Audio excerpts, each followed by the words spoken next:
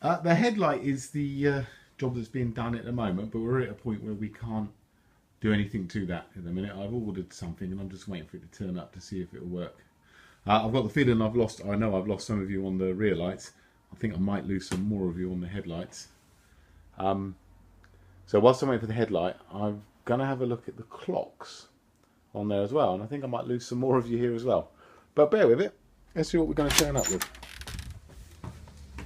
By the way, you don't realise that, but that was the subliminal look at the rear lights that I was giving you. So we have a set of B&W clocks. And there's nothing wrong with these clocks. They're absolutely perfect. Well, I say they're perfect. They're a bit tatty, but you know, they're okay. But I'm just going to completely take them apart and see if we can muck around with them and modify them so they'll look okay on the bike. Now this might be a really bad move, but we don't know until we try it, do we? So let's just take them apart in the first place. I've had a look around it. You can see screws and things like that on it, so they will come apart. So we'll come back to this, or you'll come back to this when they're in a few more pieces than they are at the minute. I was a bit worried about taking these clocks apart because they're actually worth some money and I didn't want to destroy them. But it's not, I don't feel so bad now because they've actually been taken apart before and this has all been all glued together, not very well. So basically 4 screws off the back cover comes off. The glass cover has come off of the speedo, so I've got to be careful with that gauge at the moment. Okay, and then there's a load of flat screws, so I'm just going to whiz these flat screws off and I'm guessing that this cover will come off. A few more screws removed and taken the back part off. Loosened off this bit with the lights on, and there's a few wires here, just 3 wires on the rev counter. So I'm videoing this as much for your benefit as mine so I can see what colour they are. Okay, I'll keep taking it apart.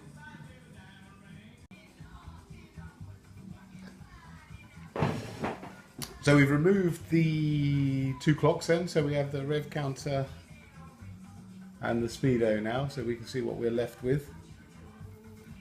And I don't mind that I've taken this all apart, to be fair. It had already been taken apart by the look of it, so I couldn't really have sold it to make some money back anyway, to buy some different clocks. So we'll use these, or we'll try using these in the first instance.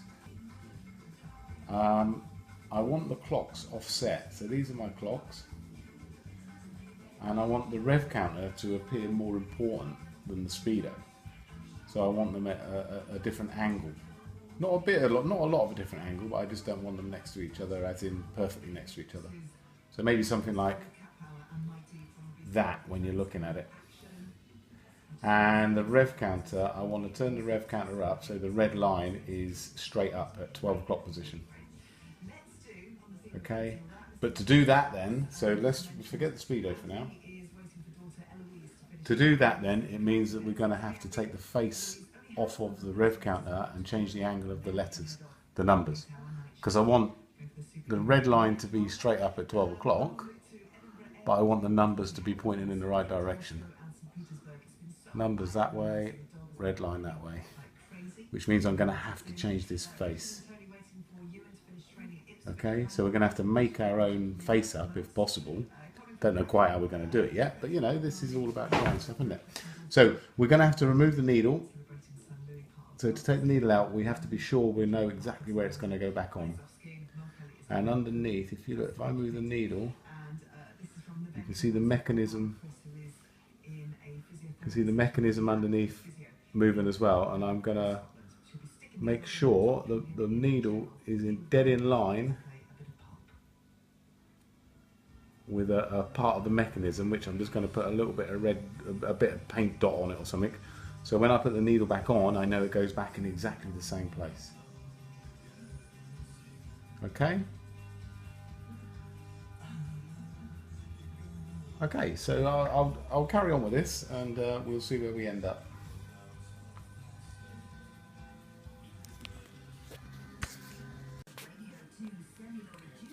Just used a trim tool just to quick off the needle. And then 2 screws. And that's it. It's actually quite heavy. Surprising. It's quite thick. Well, I say it's quite thick. It's not really quite thick, but it's a bit thicker than I thought it was going to be. So there's our old dial. Anyway, so now we've got to figure out how we're going to put a new one on there. Okay, I'll come back to you. We'll have to have a think about this, I think.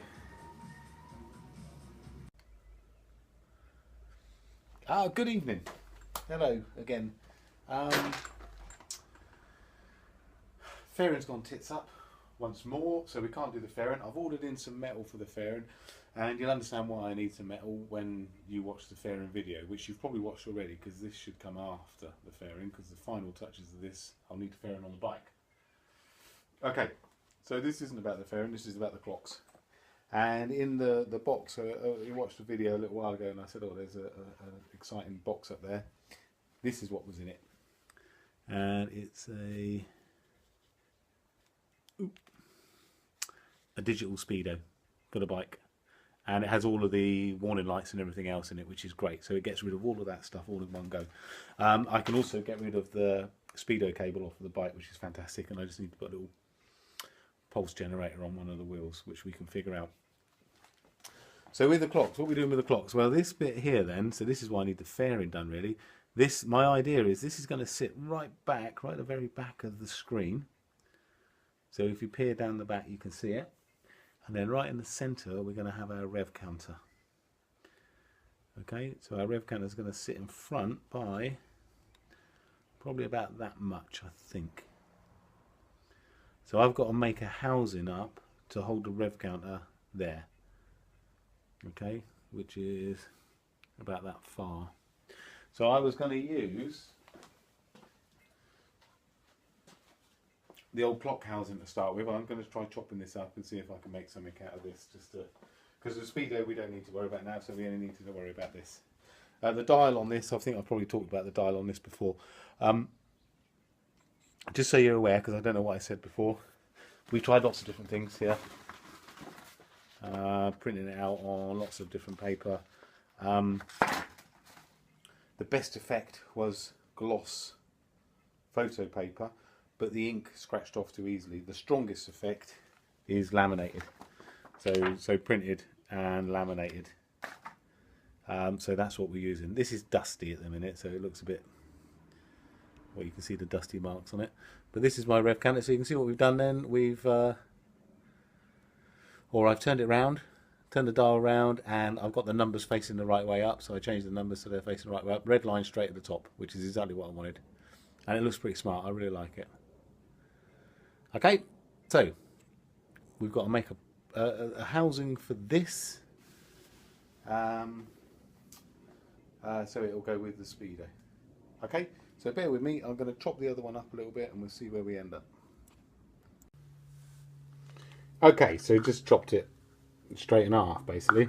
That's the side that was broken anyway, as in the glass was out of that side. This side's the side that's complete. So the rev counter will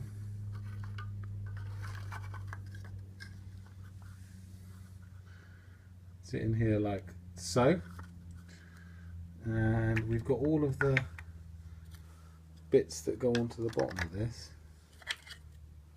like so. So all I'm going to do now, I'm not going to be able to really show you what I'm doing with this, I don't think, because it's just going to be faffing around really.